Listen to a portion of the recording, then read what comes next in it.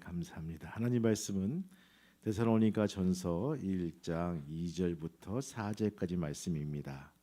제가 한 절, 여러분들이 한 절, 마지막 절은 같이 하나님 말씀을 봉독하겠습니다. 차였으면 아멘. 우리가 너희 모두를 말미암아 항상 하나님께 감사하며 기도할 때 너희를 기억함은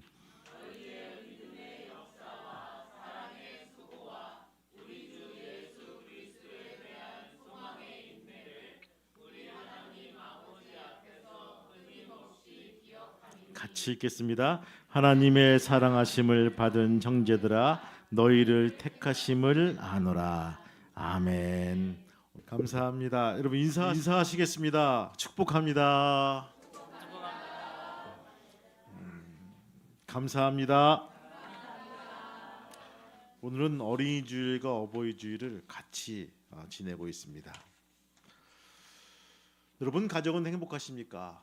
라고 물어보면요, 불행한 요소 찾는 거예요. 그때부터 우리 가정은 뭐가 없지, 뭐가 부족하지, 뭐가 결여되어 있지, 뭐가 결핍되어 있지, 그걸 막 찾는 거예요.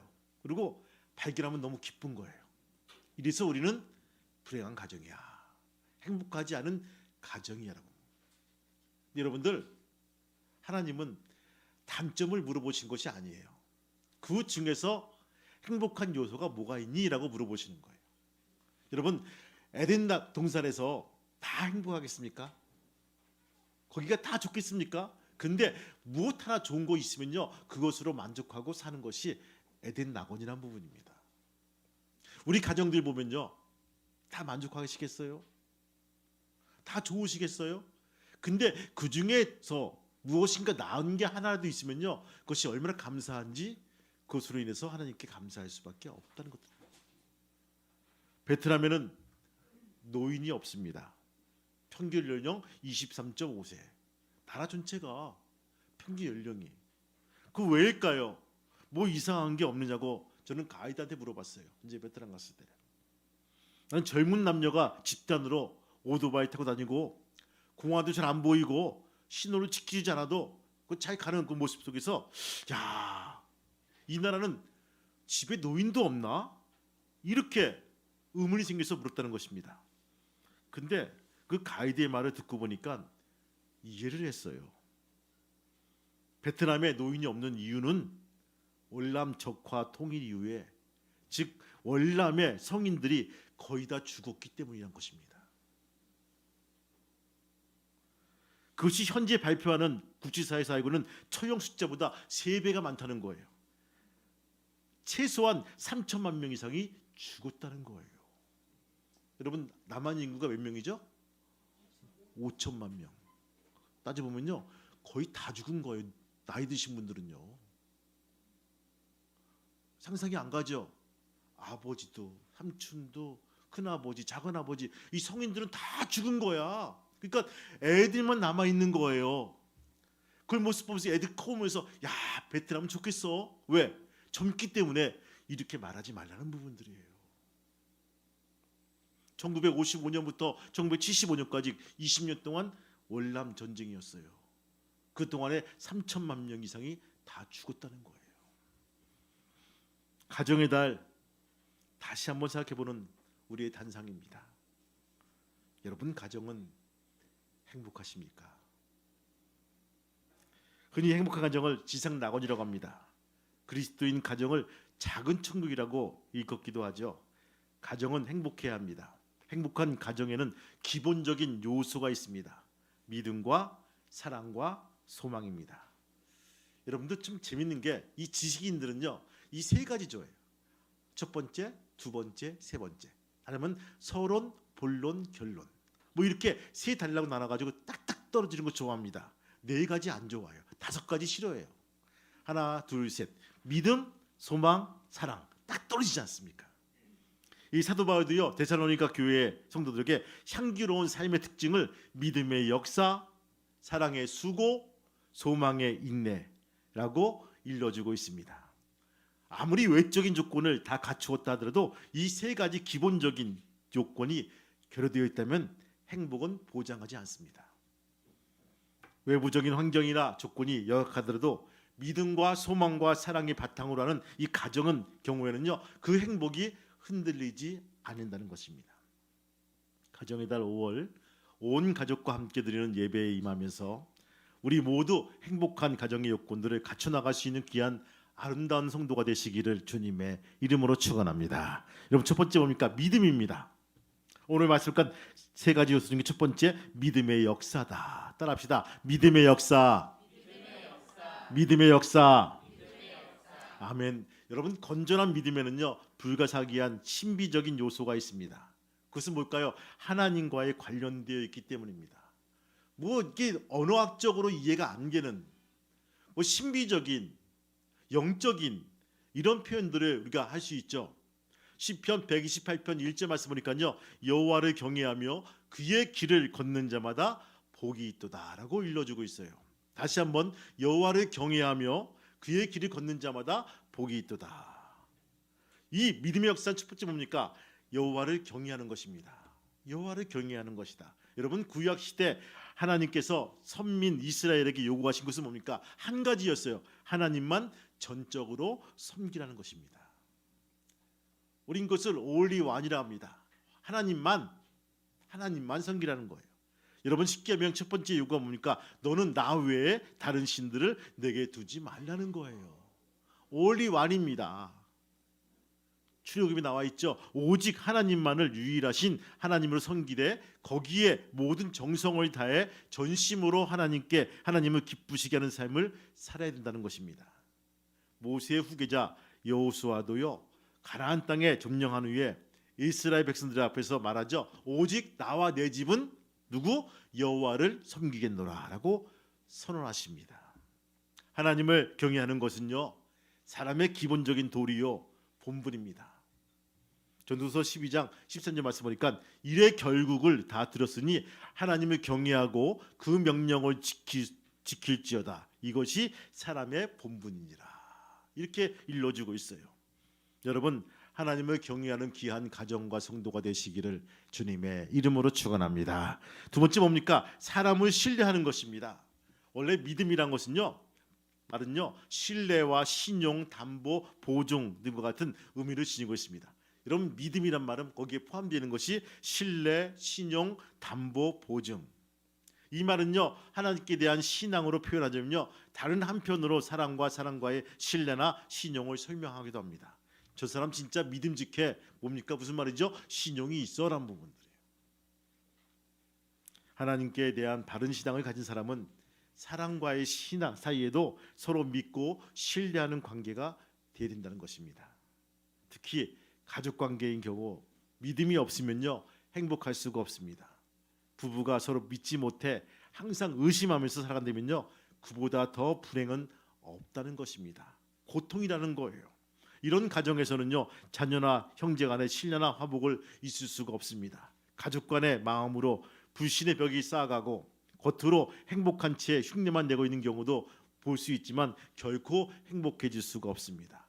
여러분, 가정이나 사회가 서로 믿음을 주고받을 수 있을 때 행복을 우리는 추구할 수가 있다는 것입니다. 그것이 우리가 행복의 조건이라는 거예요. 마지막 세 번째 뭡니까? 시편 128편 1절 말씀 보니까 그의 길을 걷는 자마다 복이 있도다. 할렐루야. 이렇게 일러주고 있어요. 또 시편 119편 1절 보니까 행위가 온전하여 여호와의 율법을 따라 행하는 자는 복이 있도다. 신앙과 생활은요, 별개의 것이 아닙니다. 신앙과 삶은 별개가 아니라 하나란 부분입니다. 신앙 생활이란 부분입니다. 신앙 생활, 신앙이 생활화되어야 되지, 바로 생활 따로 신앙 따라면요, 시골에 못 쓴다는 것입니다.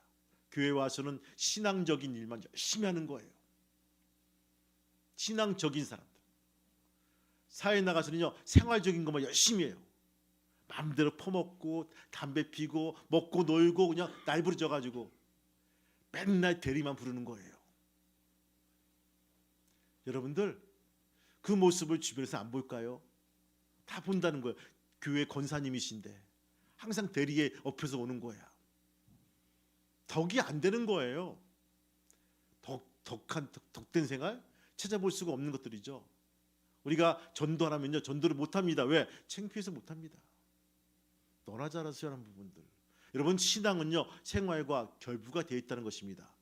신앙이 생활화될 때 우리는 하나가 될 수 있는 거예요. 여러분, 신앙생활은 단순히 가는 거예요. 그렇죠? 학교 생활도 마찬가지예요. 학교 신앙생활 똑같은 부분입니다. 사회 신앙생활 똑같이 가는 거예요. 여러분, 특별한 게 없습니다. 단순화될 때 우리의 생활은, 우리의 신앙은요 바로 힘들어지는 게 아니라 쉬워진다는 것들입니다. 오늘 건전한 그리스도인은 언제나 그의 믿음 바를 행동으로 옮겨 실천하는 삶을 사는 삶입니다. 가족에서 가족 공동체가 다 같이 행복해질 수가 있는 것은요 모두 가족이 하나님의 말씀을 정해놓고 그 법도에 따라서 실천하는 생활을 하는 것이 바로 그것이란 부분입니다.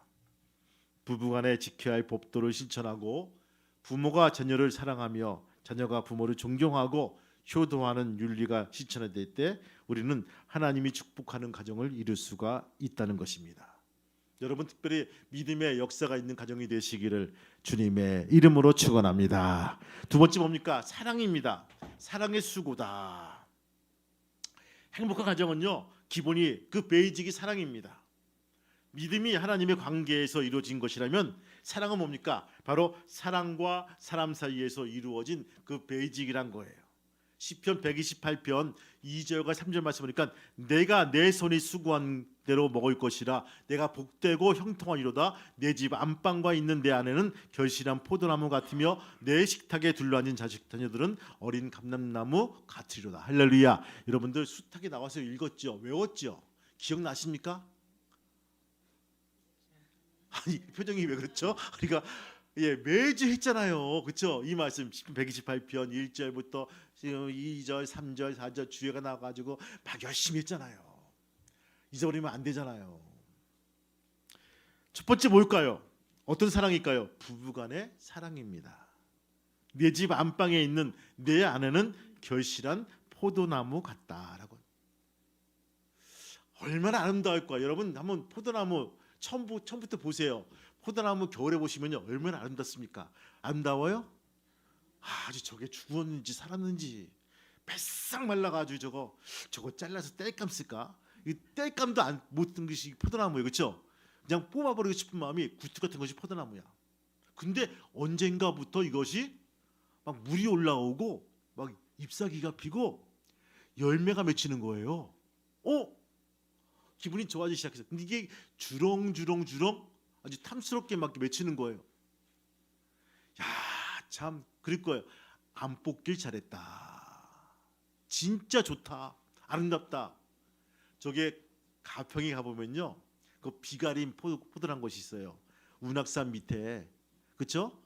비를 가려가지고 이렇게 싸가지고 했는데 당도가 얼마나 높은지 운악산 포도하면요 다 알아주더라고요. 근데 그런 말 하더라고요. 포도가 물이 많은 곳에서 이렇게 성장하고 물을 많이 빨아올리면 당도가 이렇게 떨어진대요. 그런데 제주도나 아니면 이렇게 산 밑에나 이게 좀 험악한 지역에서 물이 없을 때, 물이 좀 부족할 때 이렇게 더 당분이 올라오고, 그렇죠? 이렇게 맛있어진다는 듯. 열매가 크진 않더라도 더 당도가 높아지고 맛있다는 부분입니다. 비를 가리고 그리고 수분이 부족해도 자기의 최선을 끌어올려 가지고 당도를 높이는 그 결실한 포도나무. 저는 이 말씀 보면서 야, 사랑스러운 아내를 탐스럽게 연그러 있는 포도나무에 비유합니다. 여러분, 부부는요 가정의 기본 단위입니다. 남자가 여자와 연합해서 한 몸이 된다고 하는 이 부부의 원리는요 최초로 하나님께서 정하신 가정의 근본입니다. 건전한 부부의 관계는 사랑으로 이루어집니다. 아무리 좋은 조건이 다 갖추었다 하더라도 사랑이 결여된 부부의 관계는요 결코 행복해질 수가 없다는 것입니다. 성경적인 부부는요 아내가 남편을 존경하며 복종하는 것이고, 남편은 아내를 연약한 그릇으로 알고 자기의 몸과 같이 아끼고 사랑하는 것이라고 일러주고 있습니다. 여러분, 나이가 들수록 여자가 튼튼해지죠. 그렇죠? 연약한 그릇이 아니라 스탠으로 바뀌더라고요. 그래도 사랑할 수 있는 귀한 우리 남편 되시기를 주님의 이름으로 축원합니다. 두 번째 뭡니까? 부모와 자식 간의 사랑이란 부분입니다. 첫 번째는 부부 간의 사랑, 두 번째는 부모와 자식 간의 사랑. 내 식탁에 둘러앉은 자식들은 어린 감람나무 같다. 첫 번째는 결실한 포도나무, 두 번째는 어린 감람나무 같다. 여러분, 부모의 자식들에게 사랑은요, 동물적이라 할 만큼 본능적인 요소가 있어요. 참, 저는 동물의 세계를 좋아합니다. 이게 다큐멘터리 보시면요, 그 짐승이 소가 새끼를 낳았어요. 나가지고 이제 막 거릴까 말까 하는데 이 사자가 와가지고 그것을 먹으려고 막 넘실넘실거려요. 근데 쓸까 말까 하는데 와가지고 한 번씩 막 응응거리고 물라고 그러니까요, 그 아빠 소가요 지키려고 부쩍 노력하더라고요. 근데 한 번 물리고 나니까 이 어린 이 송아지가 비틀거리다가 한번 물니까 쓰러지니까요, 또 그것을 가서 또 지키고 이 사자떼가 한 마리, 두 마리, 세 마리 이렇게 와가지고 이렇게 하니까 나중에는 울면서 딴 데로 가더라고요. 참 이 비정하더라고요. 근데 그만큼 본능적인 요소가 있는 것이 이 동물의 세계입니다. 자식들을 얼마나 사랑하는지 몰라요. 근데 하나님의 선물입니다. 여러분들, 이 자식에 대한 사랑은요, 신앙적이고 인격적이고 행사될 수밖에 없어요. 시편 127편 3절 말씀 보니까 보라, 자식은 여호와의 기업이요 태의 열매는 그의 상급이로다. 하나님께서 아껴주시고 사랑하는 자식들에게 하나님의 축복이 보장됩니다. 시편 144편 12절 말씀 보니까 우리 아들들을 어리다가 장성한 나무 같으며 우리 딸들은 궁정의 양식대로 아름답고 다듬은 모퉁이 돌 같으리라고 축복해주고 있어요. 아름다운 것을 보면요, 다 하나가지 우리 아들 같고 우리 딸 같다라고 자랑하고 있다는 것입니다. 여러분, 내가 잘 키워서, 내가 공을 들여서 내가 이만큼 하니까 얘가 이렇게 되는 것이지라고 생각할 수가 있어요. 근데 그러니까 하나님께 드려지기가 불편하고 아깝죠. 우린 여러분들 그냥 베이비시터야. 하나님께서 우리에게 맡겨주신 그냥 베이비시터, 그냥 유모와 유부야. 너는 그냥 애 잘 키워서 다시 잘 성장시켜서 누구에게? 하나님께 다시 돌려보내는 책임이 있는 그런 사람이란 부분입니다. 부모가 무슨 권리가 있는 게 아니에요. 잘 먹이고 잘 교육시켜서 하나님의 본뜻에 맞게 잘 교육시켜서 하나님의 사역을 할 수 있도록 도와주고 그 길로 갈 수 있도록 열어주는 그런 사람이란 부분입니다. 그런 관계에서 우리가 설정을 잘하고 우리가 좋은 관계로 우리가 부모와 자식 간의 관계를 설정해 나갈 수 있는 귀한 믿음의 성도가 되시기를 주님의 이름으로 축원합니다. 세 번째 뭡니까? 하나님의 사랑을 누리는 것입니다. 하나님께서 인간에게 주시는 최고의 선물이 뭘까요? 사랑입니다. 하나님께서는요, 그 독생자 예수님을 세상에 보내주신 것도 사랑이고요, 바로 예수님께서 자기 몸을 십자가 위에서 대속의 제물로 희생해 주신 것도 하나님의 사랑 때문입니다. 악마가 들끄는 죄악 세상에서 성도가 승리하는 삶을 살게 되는 것도 그리스도의 사랑을 힘입기 때문입니다. 이와 같이 사도 바울은요, 그리스도의 사랑이 우리를 강권하시더라고 고백합니다. 오늘도 하나님의 얼굴 빛의 조명을 받아서 그 사랑에 충만한 가정이야말로 참새의 집과 제비의 보금자리 같은 사랑과 평화와 행복이 넘치게 될 수밖에 없다는 것입니다. 여러분, 그러한 사랑의 보금자리가 여러분 가정이 되시기를 주님의 이름으로 축원합니다. 세 번째, 소망입니다. 소망의 인내예요. 하나님께서는요, 신앙의 가정에 무궁한 소망을 주십니다. 여러분, 아브라함을 보세요. 믿음의 조상 아브라함에게는요, 그 후손이 하늘의 별과 바닷가의 모래알처럼 많게 되는 축복을 약속해 주십니다. 약속해 주었어요. 성도가 받은 복은요, 지상에서 받은 것보다 영원토록 받게 된 축복에 비중을 둬야 될 것입니다. 무엇일까요? 그리스도 안에 있는 소망입니다. 구약 시대의 성도들은요, 하나같이 장차 오시게 될 예수 그리스도에 대한 소망을 가지고 살았습니다. 아브라함도 예수님의 때를 바라보며 즐거워했다고 했습니다. 역대 모든 선지자들도 이스라엘의 회복을 기대하면서 예수님의 오심을 소망합니다.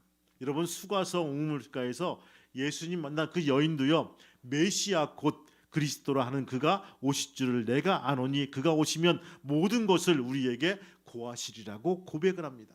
지금 당장 내 문제가 해결되지 않고 고달프고 박복한 삶을 살더라도 메시아가 오시면, 그분이 오시면 이 모든 것을 내가 그에게 고하겠습니다라고 고백하고 있어요. 그리스도를 대망하는 사람은요, 최악의 상황에서도 희망을 노래한다는 것입니다.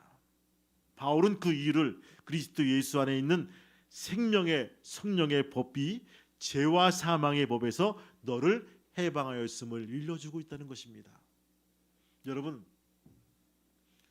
우리가 만두를 좋아하시죠? 평양만두 집 가보면요, 만두가 큰 만두더라고요. 그렇죠? 이따만한 만두를 팔아요. 그래서 이거 한 입에 넣는 사람도 거의 없고 배를 갈라서 나눠서 먹더라고요. 저희 아버님이 개성분들이어가지고 개성을 오셔가지고 꼭 만두를 이렇게 만들어요. 이 주먹만한 만두를 만드시는데 거기에 김치 넣지 않고 숙주나 두부나 고기 넣어가지고 막 그 두부 넣고 막 치대가지고 이렇게 크게 만들어. 근데 더 재밌는 것은요, 만두 속도 많지만 만두 피를 크게 만들더라고요. 그래서 빚는데 참 잘 빚으시더라고요. 언젠가는 제가 성장할 때 형하고 동생하고 있으면서 내기를 해봤어요. 오늘 만두를 몇 개나 먹을 것인가. 지난번에는 20개 먹었지 25개 먹겠다. 이 사람이 아니야. 여러분, 이런 만두 25개 먹으면요 엄청나게 쪄야 되는 거예요. 그렇죠? 예, 쪄가지고 이렇게 좀 가져오면요 몇 판을 쪄야 되는 거예요. 그런데 진짜 양이 많더라고요. 근데 그렇게 먹다가 만두집 가서 평양 만두집 전문점 가가지고 4개에 무슨 10,000원, 15,000원 하는 거 보니까 우리가 진짜 많이 먹었구나. 20개씩 먹었으면 많이 먹었구나. 한 5만 원치 먹었구나. 앉아가지고 그런 생각을 해봅니다. 여러분, 사랑이 있어야 소망을 쌓을 수가 있다는 것입니다. 안에 소망이 있지만 사랑이 없으면요 그것을 쌓을 수가 없다는 부분입니다. 여러분, 아브라함 분명히 있습니다. 그렇죠? 근데 이 모든 것들이 죄와 사망의 법에서 너를 해방했다는 것. 우리의 소망을 가지고 그것들을 잘 감사할 수 있는 귀한 믿음의 성도가 되시기를 주님의 이름으로 축복합니다. 두 번째 보니까 후손에 대한 축복이라는 부분입니다. 시편 128편 5절과 6절 말씀 보니까 여호와께서 시온에서 내게 복을 주실 것이다. 너는 평생에 예루살렘의 번영을 보며 내 자식을 볼지어다. 그게 축복이에요. 이스라엘 축복은 내 자식의 자식을 보고 그 자식이 자식을 볼 것이다. 대를 이어서 본다는 것입니다. 우리는 역사적으로 성경에 나오는 믿음의 가문에서 그 조상 때 약속된 축복이 자자손손 대를 이어가며 계승하며 발전하는 것을 볼 수가 있습니다. 다윗은 그의 시편에서 내가 어려서부터 늙기까지 의인이 버림을 당하는 거나 그의 자손이 걸식함을 보지 못하였다. 시편 37편에 나와 있죠. 또 92편 12절 보니까 의인의 종려나무 같이 번성하며 레바논의 백령무 같이 성장하리라고 축복하고 있습니다. 여러분 자손들이 축복받는 귀한 자손이 되시기를 주님의 이름으로 축원합니다. 여러분, 대를 이어서 우리가 믿음, 소망, 사랑이 흘러가야지만 축복의 대로 있다는 것입니다. 나만 잘 먹고 잘 살아야지 이게 아니라 무엇인가 흘러보내주고. 세 번째 뭘까요? 꿈 같은 미래가 보장한다는 것입니다. 그리스도 안에 있는 사람에게는 절망이 없습니다. 언제나 오늘보다 더 나은 내일의 희망이 있기 때문입니다. 로마서 8장 18절 생각컨대 현재의 고난은 장차 우리에게 나타날 영광과 비교할 수가 없느니라.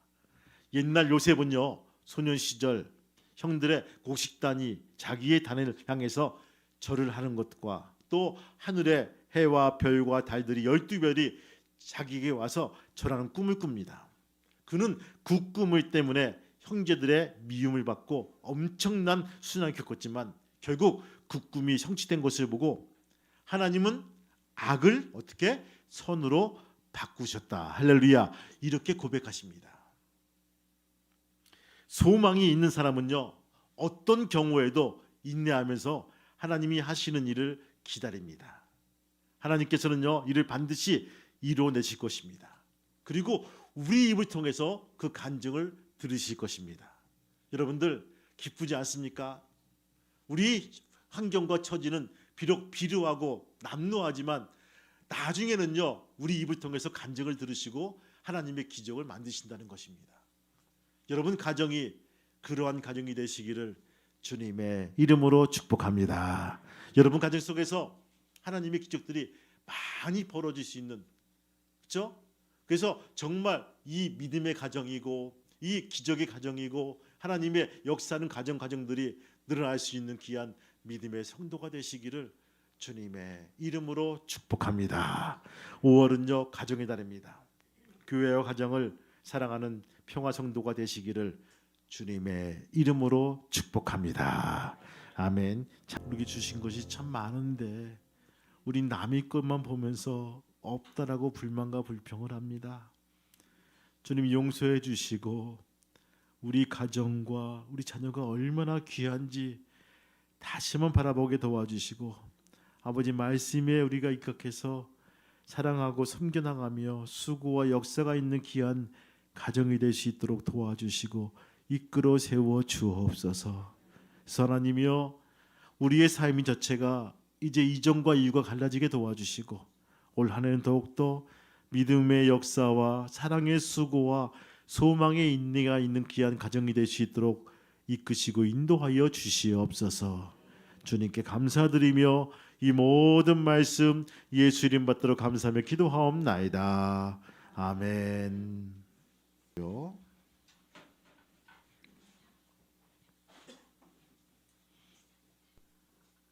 하나님, 오늘 데살로니가 교회처럼 믿음의 역사와 사랑의 수고와 소망의 인내가 있는 귀한 교회와 가정이 되길 소망합니다. 항상 기억나게 도와주시고 어려울 때일수록 힘든 난관과 봉착되어진 그 상황 속에서도 이 말씀이 기억함으로 헤쳐나올 수 있는 귀한 믿음의 가정과 교회가 될 수 있도록 축복하여 주옵소서.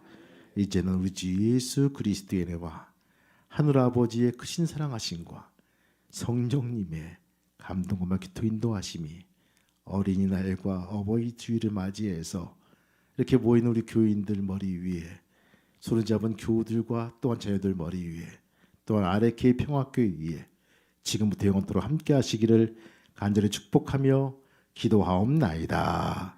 아멘.